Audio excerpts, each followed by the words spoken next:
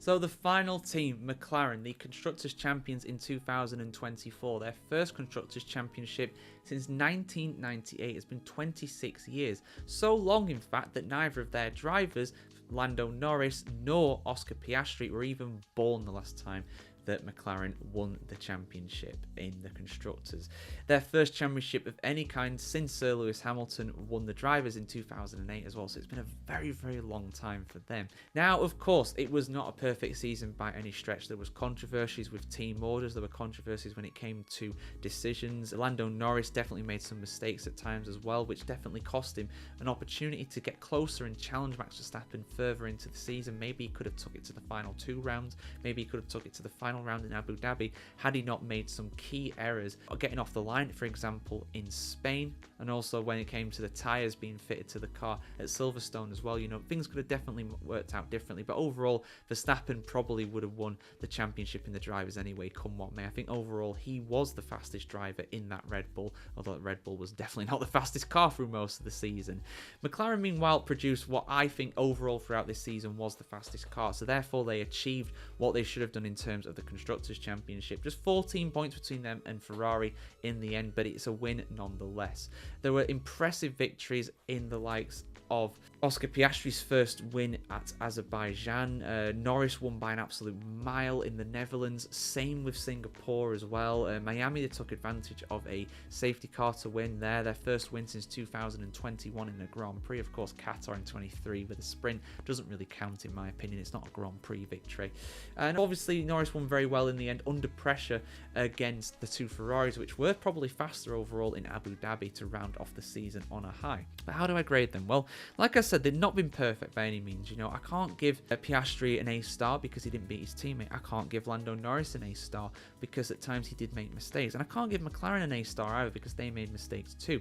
However, what they've all achieved has been incredibly impressive. Piastri is only in his 2nd season of Formula 1 racing, and you know, he showed real maturity at times, particularly at Baku. I think he was incredible in Baku to keep Charles Leclerc behind. He drove perfectly, in my opinion, in that race, and I don't say that very often about many people, particularly if you don't win the championship. He was perfect during that Grand Prix. He was fantastic. Lando Norris as well. I mean, the only guy to realistically have any shot of challenging Max Verstappen throughout this season. You know, at times he did have Max Verstappen rattled, and of course, more often than not, Lando Norris himself was rattled too. But overall, I would say that he's been very impressive because, you know, again, this is his first time challenging for a championship, just like McLaren. I know McLaren have won lots of championships over the years, but who from that team is left from 2008, let alone at 1998 when they won the last Constructors? So to learn how to win in Formula 1, to learn how to win and be consistent is such a tough thing.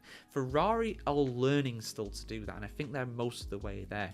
You know, Red Bull and Mercedes, they know how to do that. When they get the chance of a win, they will win. You know, McLaren and Lando Norris both had to learn that through this season, and I feel like towards the end of the season, they got better with that for sure. Their win in Abu Dhabi definitely highlighted that. Of course, Oscar Piastri wasn't at his best during that race, but he did recover very well too. So overall, I'm giving A's all around. It's triple A for these guys. I think it's been an incredible season for both drivers and also for the team as well. Maybe I'm being a bit optimistic with Piastri, a bit generous there, giving him an A, the same grade as Norris, but I feel like it's fair. It's his 2nd season of Formula 1 racing, and yeah, there was a big gap between the two of them, of course, but 4th overall, his points making it key and so important to get, you know, that Constructors Championship for McLaren. You know, if they had a Sergio Perez in there, they wouldn't have had a hope in hell, but they had an Oscar Piastri and he did very well. He will have a shot of the championship next year, so will Norris, and so will McLaren.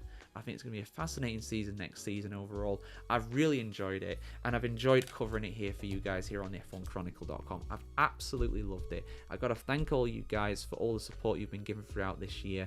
And yeah, I hope you've enjoyed this big rundown of all the teams. If you're watching this in clip format and you've just tuned in for the McLaren one, I've done one for all the other 9 teams as well. The Super Cut will be out on MSN. It will be out on YouTube, probably a few other platforms as well, combining all these together to make an every Formula 1 team and driver rated in 2024 video. Like I said, I can finally take this off as well. It's very uncomfortable, just like it was for the mid-season grades. It doesn't get any easier to wear that. But yeah, this shirt's nice and comfortable at least, and I've worn it it because, of course, McLaren won the Constructors this season. So, yeah, I hope you've enjoyed this ride, guys. I hope you enjoyed listening to me. I hope you've had a lovely Christmas. I hope you have a fantastic new year. Let's make 2025 a big one for the F1 Chronicle. We've got over 7,000 subscribers on YouTube now. Unbelievable stuff. It's showing no sign of slowing down.